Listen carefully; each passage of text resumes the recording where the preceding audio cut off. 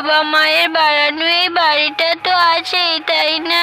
এক্ষেত্রে আমরা নিরাপদে থাকবো। দিদি, আমাদের মাথা গুঁজে তাই আছে, কিন্তু আমরা খাবার পাবো কোথায়? বাবা মা তো এতদিন আমাদের খাবার মুখে তুলে দিত, আমরা তো খাবার সংগ্রহ করতে পারি না। এদিকে যে বড্ড খিদেও লেগেছে। দিদি, এবার খাবার পাই কোথায়? তোর খিদে পেয়েছে বোন? আমারও অবশ্যই খিদে পেয়েছে। চল চল, আমরা আজ একা একা খাবার সংগ্রহ করতে বের হবো। একাই যখন সবকিছু শিখতে হবে আমাদের, তাহলে চল বেরিয়ে পড়ি। এই কথা বলে সদ্য মা বাবা হারানো দুই বোন রিঙ্কি আর পিঙ্কি খাবারের উদ্দেশ্যে জঙ্গলে বেরিয়ে পড়ে। দিদি, আমরা এভাবে এদিক সেদিক ঘুরে বেড়াচ্ছি কেন? কোথায় খাবার সংগ্রহ করব? কোথায় যাচ্ছে সেটাও তো জানি না। দিদি, ও দিদি। বোন রে, আমিও বুঝতে পারছি না যে কোথায় কিভাবে খাবার সংগ্রহ করব। ওই যে ওদিকে একটা জঙ্গল দেখা যাচ্ছে, চল আমরা ওই দিক থেকে গিয়ে কিছু খাদ্যশস্ত্র সংগ্রহ করে নিয়ে আসি। যখন তারা দুই বোন কথা বলছিল, তখনই সেখানে একটি দুষ্টু ময়ূর এসে দাঁড়ায় আর তাদেরকে বলে, এই তোরা কে রে? এই জঙ্গলে কেন এসেছিস তোরা? তোরা তো এই জঙ্গলে কোনো পাখির ছানা নস। কি চাস তোরা এখানে? দিদি দিদি, আমরা এখানে খাবার সংগ্রহ করার উদ্দেশ্যে এসেছি। এই বনে খাবার পেয়ে গেলে আমরা নিজেদের বনে চলে যাব। এই বনে একটু থাকতে দাও না দিদি। কি? তোরা খাবার সংগ্রহ করতে এসেছিস? না না, এই বনে এমনিতেই খাবারের অনেক সংকট চলছে। স্থানীয় পাখিরাই খাবার পাচ্ছে না, আর তোরা আবার কোথা থেকে উড়ে এসে জুড়ে বসেছিস। যা যা এখান থেকে, যা বলছি। আমাদের তাড়িয়ে দিও না দিদি, আমরা ছোট্ট ছোট্ট পাখি ছানা, আমরা কতটুকুই খাবার খাবো বলো? তোরা ছোট হো আর বড় হো, আমার কিছু যায় আসে না তাতে। এই বনে বাইরের কোনো পাখি ঢুকতে পারবে না। এবার তোরা চলে যাবি নাকি আমার হাতে মার খাবি? ময়ূরের এমন রাগে আওয়াজ শুনে পিঙ্কি রিঙ্কি ভয় পেয়ে যায় আর তারা তাড়াতাড়ি করে সেখান থেকে পালিয়ে যায়। দিদি, ও দিদি, আমি যে উঠতে পারছি না রে দিদি। পেটে খিদা, শরীরে কান্তি, জীবন যে যায় যায় রে দিদি আমার। বোন রে, আর একটু সহ্য কর। ওই যে সামনে গাছটাতে একটা বাড়ি দেখা যাচ্ছে, চল চল ওই বাড়িতে গিয়ে কিছু খাবার চাই। নিশ্চয় ওই দিদিটার মতো আমাদের তাড়িয়ে দিবে না। এই কথা বলে পিঙ্কি আর রিঙ্কি সেই গাছের ডালের বাড়ির সামনে যায় আর ডাকাডাকি করতে লাগে। দু বোনের ডাক শুনে বাড়ির ভেতর থেকে দরজা খুলে বেরিয়ে আসে কুহু। এই তোরা কে রে? আমার দরজায় এসে কারণ আছিস কেন? কি চাই শুনি তোদের? আমাদের একটু খাবার দিবি তুমি? বড্ড খিদে পেয়েছে গো, সারাদিন কিচ্ছু খাইনি। দয়া করে কিছু খেতে দাও, আমি যে বড্ড অসহায়। খাবার খেতে চাও তোমরা? ঠিক আছে, আমি তোমাদের খেতে দেব। তোমরা এখানে একটু দাঁড়াও, আমি ঘরের ভিতর থেকে খাবার নিয়ে আসি। এই তোরা কে রে? আমার ঘরের সামনে এসেছিস কেন?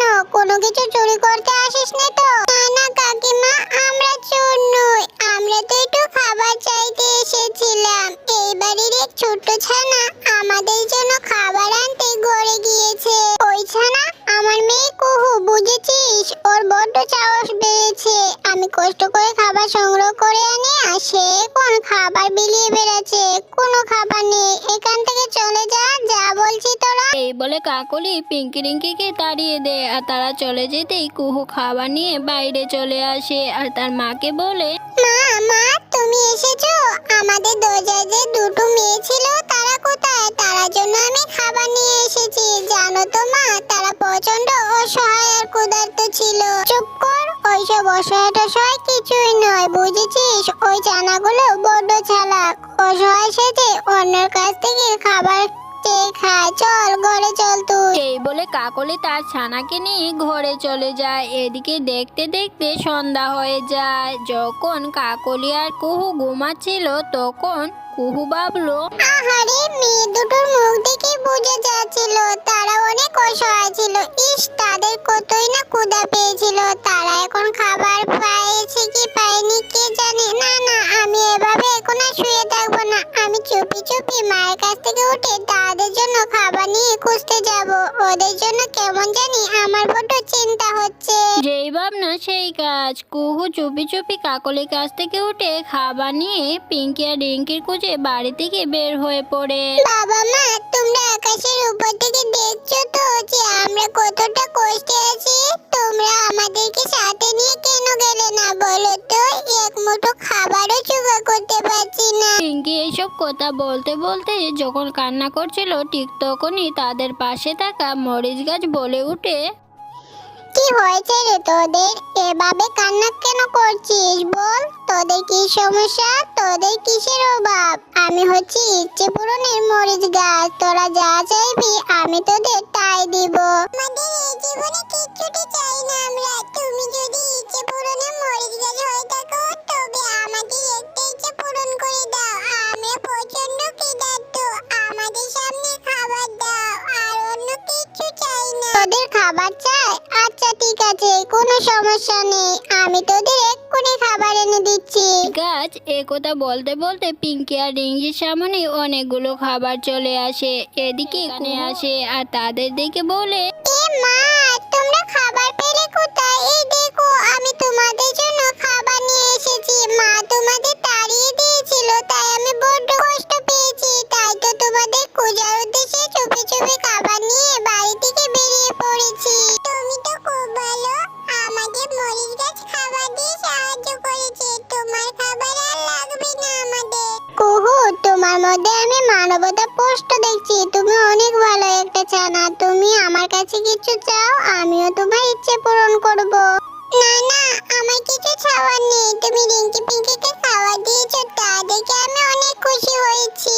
আচ্ছা ঠিক আছে, তোমার যখন কিছু চাওয়ার নেই, আমি তোমাকে ইচ্ছে করে এক পুটলি স্বর্ণ মুদ্রা দিচ্ছি। তুমি স্বর্ণ মুদ্রা নিয়ে বাড়ি চলে যাও। এই কথা বলার সাথে সাথেই পিউর সামনে এক পুটলি স্বর্ণ মুদ্রা প্রকট হয় আর কুহু সেই স্বর্ণ মুদ্রা চলে যায়। তোমাকে অসংখ্য ধন্যবাদ গো মরিচ গাছ। তোমার খাবার না পেলে আমরা মরে যেতাম। আজ তাহলে আমরা আসি গো। আচ্ছা ঠিক আছে, আবার কোনো সাহায্যের প্রয়োজন হলে তোমরা আমার কাছে এসো কিন্তু। আর মনে রেখো, আমি ইচ্ছে পূরণের মরিচ গাছ। এরপর তারা দুজনে মরিচ গাছের কাছ থেকে বিদায় নিয়ে বড়া পেটে বাড়ি চলে যায়। কুহু বাড়ি চলে যায়। কুহু, এত রাত্রে তুই কোথায় গিয়েছিলিস? ঘুম থেকে উঠে দেখি তুই পাশে নেই। তোর রাতে ওটা কিসের পুটলি রে? শুনবে এটা কিসের পুটলি? শোনো তাহলে।